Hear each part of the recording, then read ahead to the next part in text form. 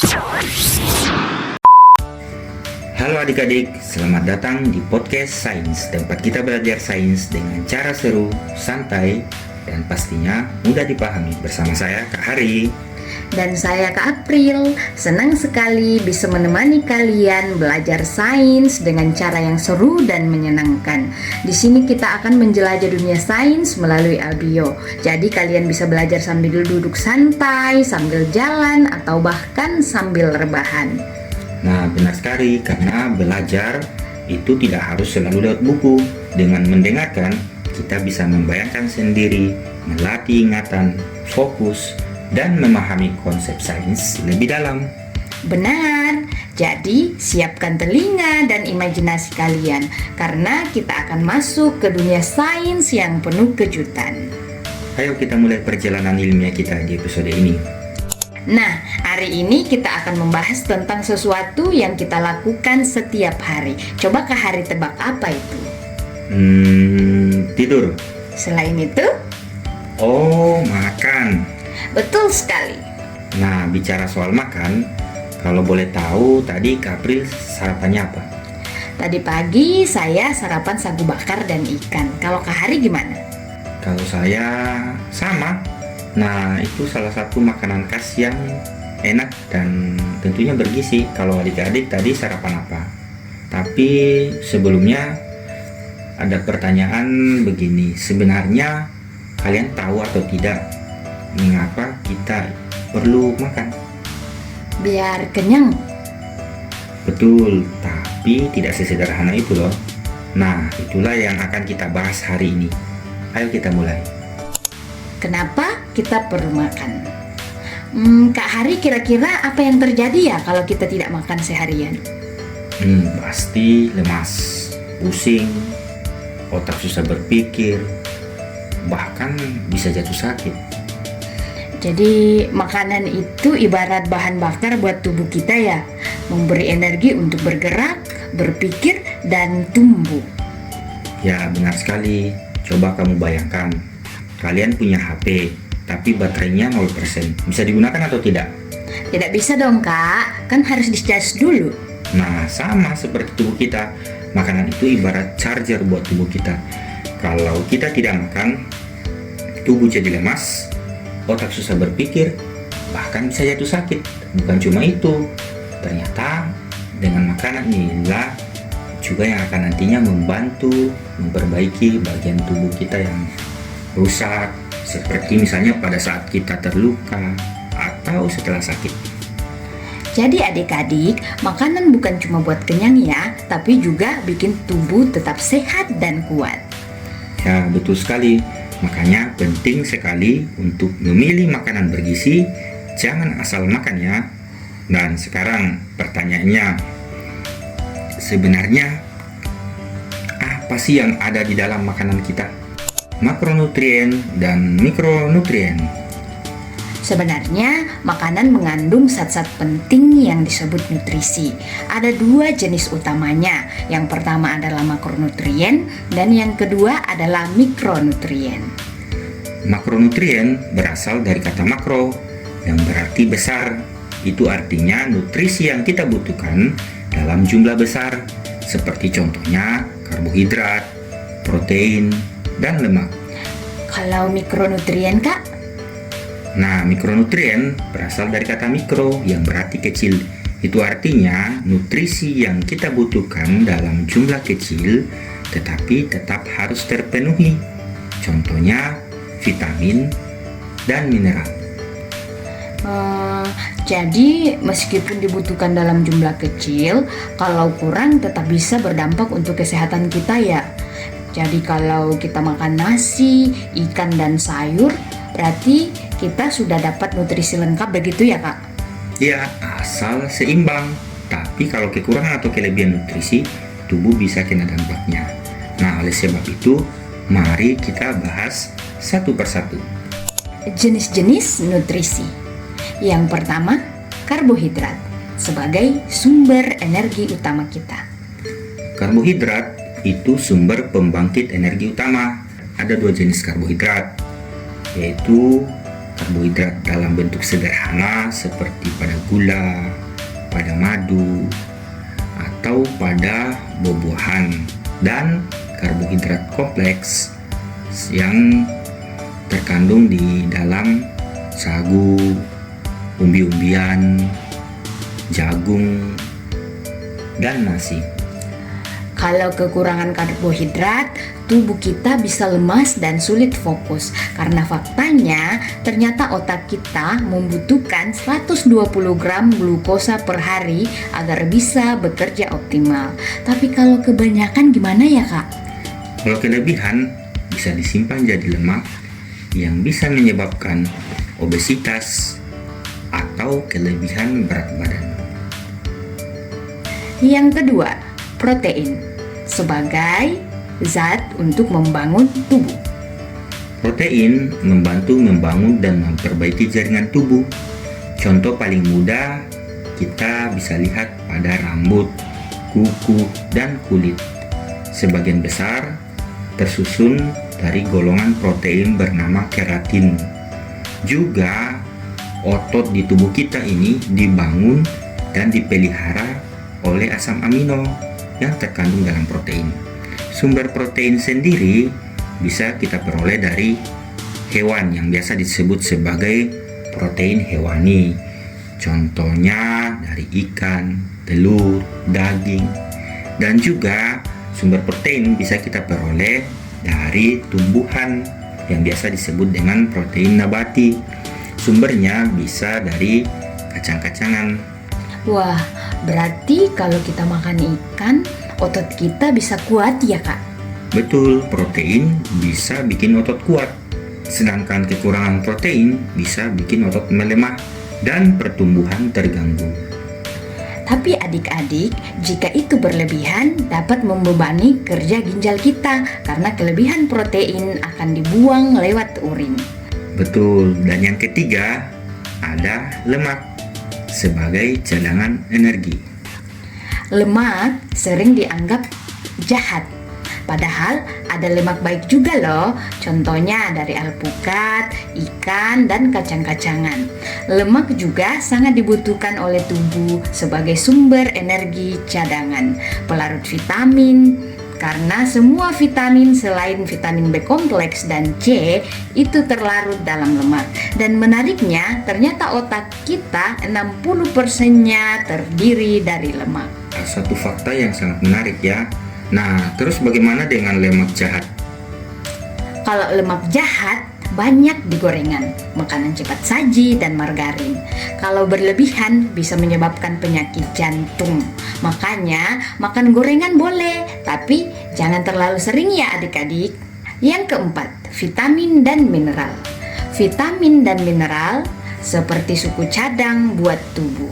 Walaupun dibutuhkan dalam jumlah sedikit, namun harus tetap terpenuhi. Misalnya vitamin A dari wortel yang bagus untuk mata, vitamin C dari jeruk yang bantu daya tahan tubuh, dan vitamin D dari matahari yang penting buat tulang. Atau mineral, misalnya zat besi dalam ikan bantu pembentukan darah, kalsium dari susu dan sayuran hijau memperkuat tulang dan gigi. Dan yang terakhir, jangan lupa air, karena faktanya tubuh kita 70% terdiri dari air. Jadi kalau kekurangan minum bisa menyebabkan dehidrasi. Betul sekali adik-adik, minimal dalam satu hari kita membutuhkan 8 gelas air. Benar kan Kak Hari? Iya. Kalori. Nah, tadi kita sudah bahas tentang makanan dan nutrisi ya. Kita tahu bahwa makanan mengandung berbagai zat gizi yang dibutuhkan tubuh, seperti karbohidrat, protein, lemak, vitamin, mineral, dan air. Iya, tapi ada satu hal yang belum kita bahas lebih dalam, yaitu bagaimana tubuh menggunakan zat gizi itu sebagai sumber energi. Oh iya, benar juga. Kita makan supaya tubuh bisa bergerak, berpikir, dan melakukan aktivitas sehari-hari. Tapi sebenarnya dari mana energi itu berasal ya? Nah, energi yang kita dapat dari makanan itu diukur dalam satuan kalori. Jadi kalau kita bicara soal nutrisi, kita juga harus bicara tentang kalori. Wah, jadi kalori itu semacam ukuran energi yang ada dalam makanan kita ya Kak? Ya, tepat sekali. Kalori adalah ukuran energi.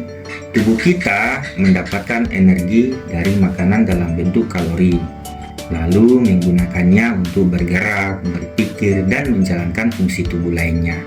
Setiap makanan yang kita makan mengandung kalori, tergantung dari kandungan nutrisinya.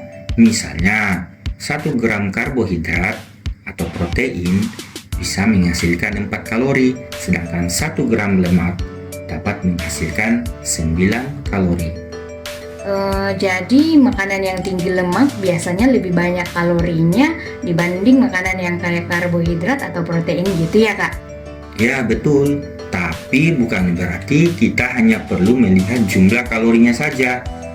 Kita harus melihat apakah makanan itu bergizi seimbang atau tidak. Terus bagaimana dengan vitamin dan mineral Kak? Apakah mereka juga mengandung kalori gitu?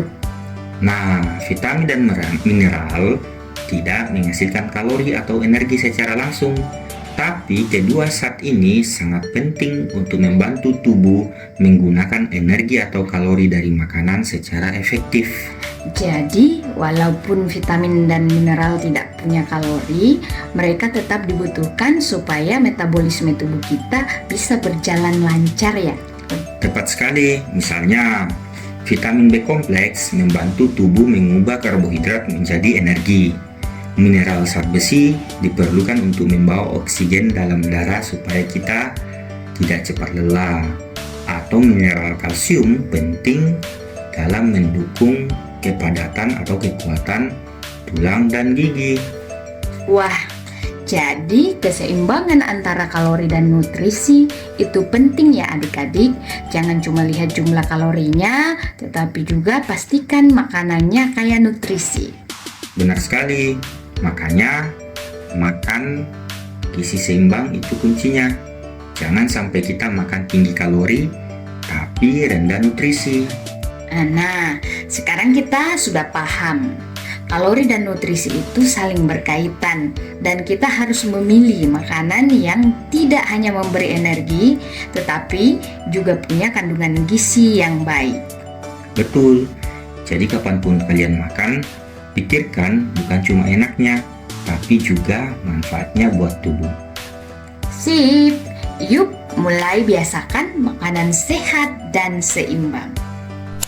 Oke. Tadi kita sudah bahas bahwa kalori adalah energi yang kita dapat dari makanan. Tapi pertanyaannya, sebenarnya berapa banyak kalori yang kita butuhkan setiap harinya? Nah, ini pertanyaannya sangat bagus. Kebutuhan kalori seseorang itu berbeda-beda, tergantung usia, jenis kelamin, aktivitas fisik, dan kondisi tubuh.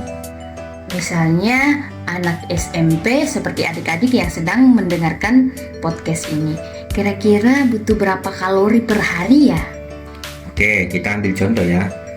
Kira-kira rata-rata kebutuhan kalori untuk usia tersebut sekitar 2000 sampai 2500 kalori per hari.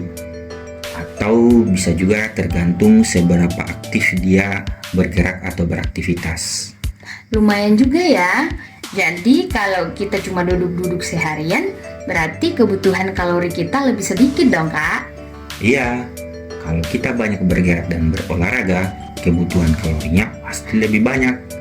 Karena aktivitas lebih berat, otomatis lebih butuh energi yang lebih banyak juga. Tapi kalau terlalu sedikit bergerak dan makan berlebihan, kelebihan kalori bisa disimpan jadi lemak tubuh. Jadi kalau kita mau hidup sehat, kita harus seimbang antara makanan yang masuk dan energi yang keluar dari aktivitas kita. Tepat sekali, makanya kita harus pintar mengatur porsi makanan supaya cukup kalori dan gizinya seimbang. Simulasi perhitungan kalori sarapan. Nah, kita coba analisis sarapan kita tadi yuk Kak. Tadi kan aku dan Kak Hari makan sagu bakar dan sepotong ikan bakar, ya toh? Betul. Sekarang kita hitung kalorinya.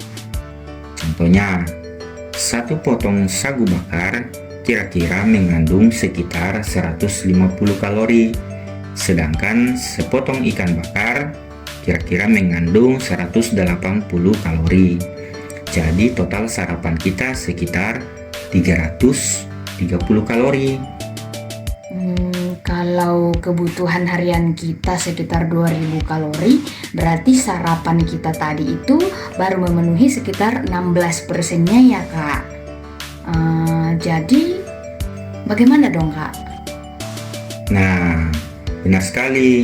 Berarti itu sebenarnya masih kurang. Karena biasanya sarapan yang baik itu harus sekitar 20-25% dari total kebutuhan kalori harian. Jadi sebaiknya ditambah atau diperkaya dengan sayur, buah supaya lebih lengkap gizinya. Jadi kalau cuma makan sagu dan ikan, nutrisinya belum seimbang ya Kak? Sebenarnya dengan mengkonsumsi sagu bakar dan ikan sudah memenuhi 3 jenis nutrisi utama, yaitu karbohidrat dari sagu dan protein serta lemak dari ikan. Namun perlu tetap diperkaya dengan sayuran dan buah-buahan. Apalagi alam kita ini cukup kaya.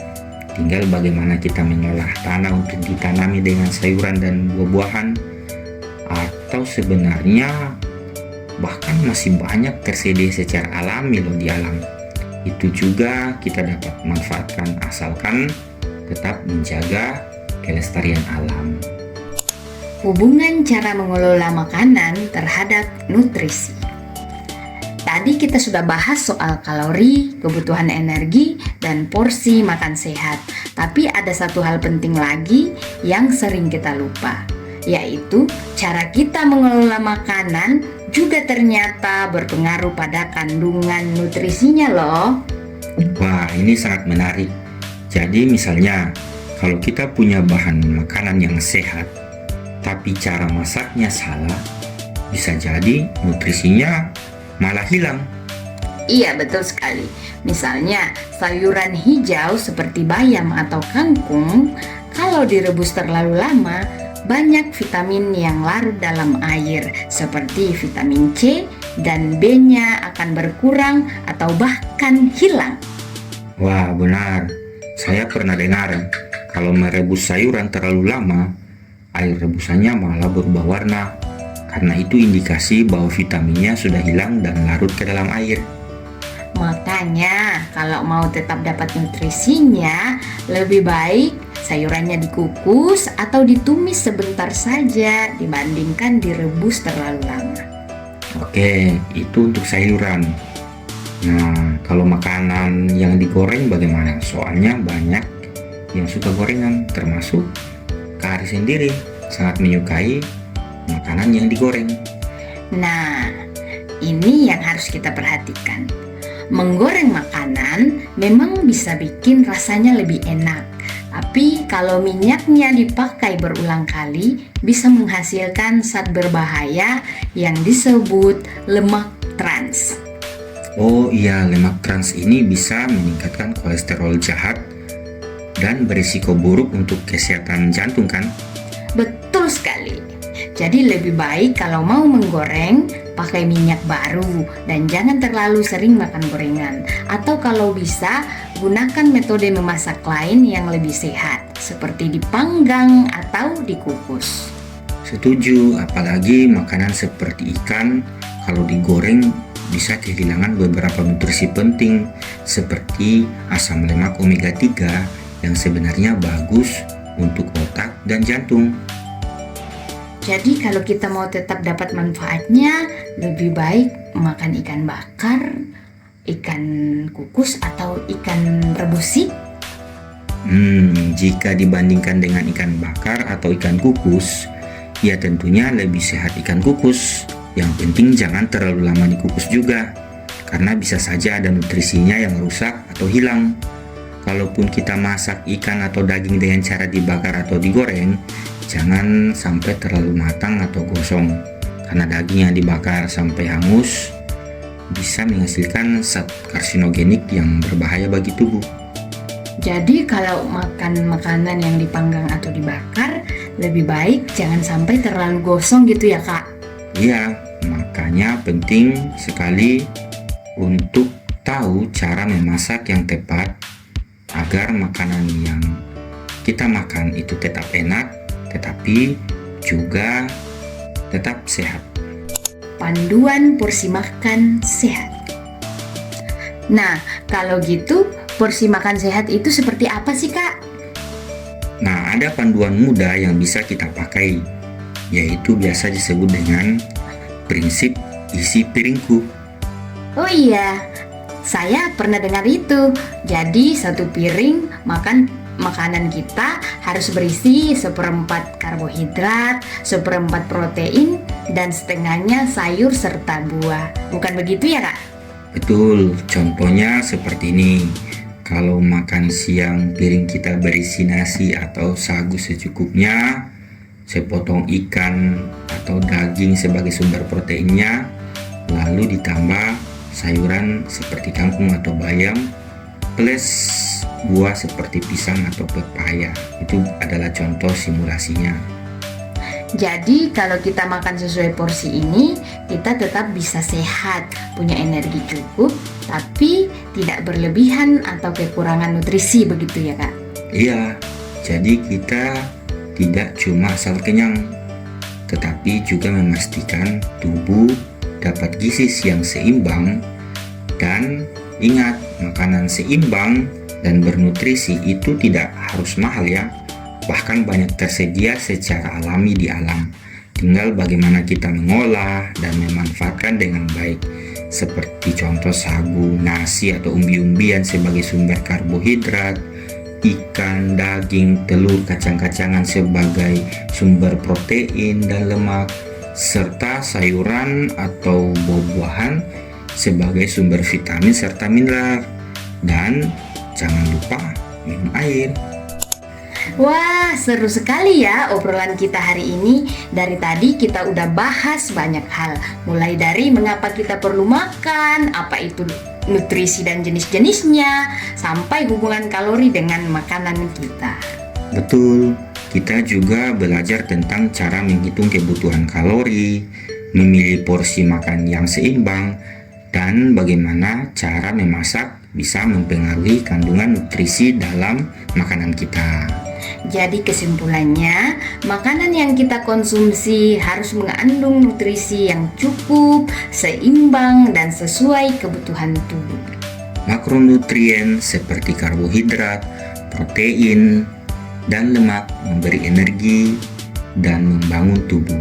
Sedangkan mikronutrien seperti vitamin dan mineral membantu fungsi tubuh tetap optimal. Jangan lupa juga minum air supaya tubuh tetap sehat. Dan yang terpenting, pilih cara memasak yang sehat supaya nutrisi dalam makanan tetap terjaga. Oke, terima kasih sudah mendengarkan podcast kita hari ini. Semoga obrolan kita bermanfaat dan bisa bikin kalian lebih paham sekarang. Jangan lupa makan makanan bergizi, minum air yang cukup, dan tetap aktif bergerak. Sampai jumpa di episode berikutnya. Dah. Dadah.